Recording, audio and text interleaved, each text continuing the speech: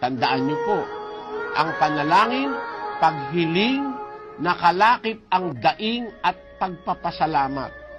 Yan po ang pananalangin. Halimbawa, matutulog ka po. Gabi na, trabaho ka. Lumuhod ka sandali sa Diyos. Huwag kang matulog basta para huwag kang managinip, huwag kang bangungutit. O kaya kung matutulog po tayo, bago tayo humimlay, kahit na tayo pagod na, lumuhod tayo sa isang sulok ng bahay.